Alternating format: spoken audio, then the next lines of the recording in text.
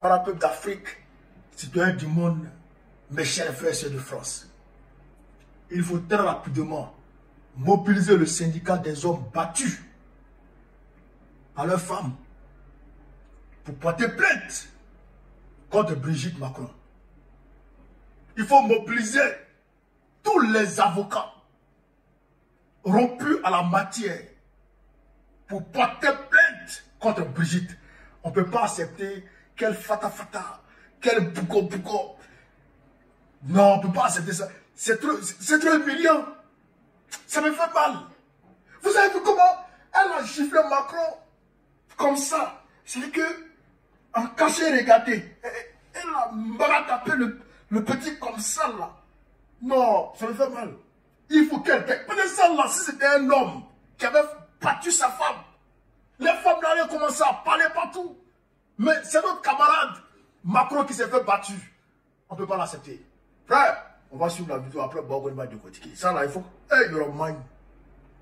Brigitte Macron gifle-t-elle le président à la sortie de l'avion? La vidéo qui affole les réseaux sociaux. L'entourage du président évoque une simple chamaillerie. À peine arrivé à Hanoï, Emmanuel Macron se retrouve au cœur d'un mini-scandale viral. Un geste inattendu de Brigitte Macron, capté par les caméras, enflamme la toile. Une séquence diffusée par l'agence Associated Press montre le président encore à l'intérieur de l'appareil présidentiel. Soudain, deux bras surgissent dans le champ. Ceux de Brigitte Macron, qui semble porter un geste brusque, voire une gifle légère, au visage de son époux. La surprise se lit brièvement sur le visage du chef de l'État, qui se ressaisit aussitôt pour saluer les officiels à l'extérieur. Alors qu'ils descendent ensemble la passerelle, Emmanuel Macron tend la main à son épouse, geste habituel de courtoisie, mais celle-ci l'ignore ostensiblement, préférant se tenir à la rampe. Un simple jeu ou un moment de tension. Après cette gifle, le président est sorti de l'avion comme si rien n'était. Face à l'emballement sur X, TikTok et Telegram, où certains internautes crient à l'altercation conjugale, voire à l'humiliation publique, l'Élysée a d'abord tenté de minimiser, allant jusqu'à remettre en doute l'authenticité de la vidéo. Mais face aux preuves irréfutables, le ton change. L'entourage du président évoque finalement une chamaillerie entre époux, décrite comme un moment de complicité, une façon de décompresser avant une intense semaine diplomatique. Il n'en fallait pas plus pour alimenter les fantasmes des complotistes, glisse une source présidentielle visant particulièrement certaines sphères pro-russes très actives en ligne. Malgré la polémique, Emmanuel Macron poursuit son périple qui le mènera en Indonésie et à Singapour. Mais cette tournée, censée être diplomatique, démarre donc sous le signe du buzz. Chaque apparition du couple présidentiel désormais, les caméras scruteront le moindre geste.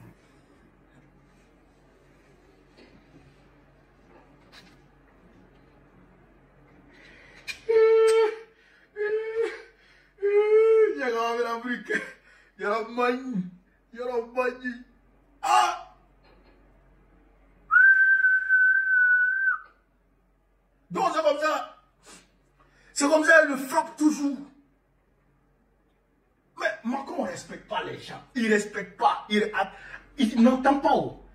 Quand tu lui parles, ça rentre ici, ça sort là-bas. Donc il lui faut souvent les jeunes claques. Vous n'avez pas vu comment Erdogan a tenu son doigt? Erdogan a baissé son doigt comme ça. La semaine passée, là, Erdogan a baissé son doigt comme ça. Il n'entend pas. Vous comprenez? Donc, Brigitte, il sait qu'elle doit parler. Il n'a pas entendu. Donc, elle a mal à taper dedans là-bas. Mais là, c'était le dernier coup de mal à taper.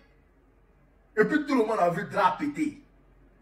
Frère, si tu vois que Dieu nous fait voir ça aujourd'hui, c'est que le petit Macron, il a trop encaissé.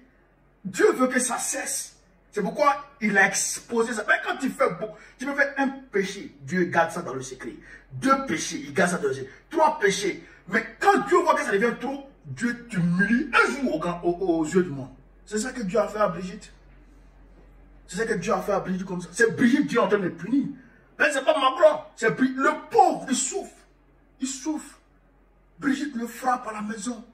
Elle le gifle. Hein? Elle lui donne des fessées. Un temps, Macron a dit qu'il était dépressif. Il a déclaré ça, il dit, je suis dépressif. C'est Brigitte le fatigue à la maison. Brigitte n'a pas peur de Dieu. Tu sais que Macron c'est ton petit-fils. Macron c'est ton petit-fils. Et puis tu le frappes comme ça. Et c'est normal. Bon, nous maintenant là, Nous, le syndicat pour la défense des hommes battus, là, nous, on va porter plainte contre toi. Non, c'est trop facile. Ça, là, on va porter plainte contre toi, Brigitte. Hein? Parce que toi-même, là, de toute façon, tu es là, tu ressembles à la danseuse de Ziké.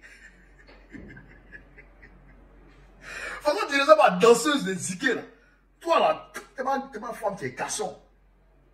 Tes os du là, tu t'es donné le cocotas au petit Macron. Il va pleurer. C'est pourquoi tu vois Macron souvent, ses cheveux ici, là, tout est quitté. Souvent, tu le vois, son visage, il devient pâle. Il maigrit. Regarde comment il maigrit. Il souffre. Brigitte. Brigitte, pardon, il faut laisser Macron vivre un peu. Il souffre. Il souffre dans ta main. Mais l'Élysée voulait cacher ça. L'Élysée voulait cacher ça, que c'est intelligence artificielle. Moi, il les regardé comme ça, il dit, si c'est intelligence artificielle, en tout cas, avant de voir clair. Après, ils ont dit que la vidéo est authentifiée. Après ça, maintenant, il vient de oui, hein, c'était un dernier moment pour le couple de décompresser. C'est une manière de se chahuter. Mais si c'est une manière de se chahuter, comme vous le dites si bien, mais pourquoi quand Brigitte descend, quand il descend de l'avion, et que Macron donne la main, attaquer un homme galant. Macron, il est galant. Attaquer un homme galant, il donne la main à Brigitte pour qu'il puisse descendre en coupe. Parfait. Mais Brigitte refuse. Ça veut dire que c'était pas. Brigitte frappe Macron. Elle le frappe. Elle le bat. Macron, c'est un homme battu dans son couple. C'est une violence. Ça s'appelle la violence conjugale. Il n'y a pas deux mots. Ça s'appelle la violence conjugale. Et on n'est pas d'accord avec cette violence conjugale.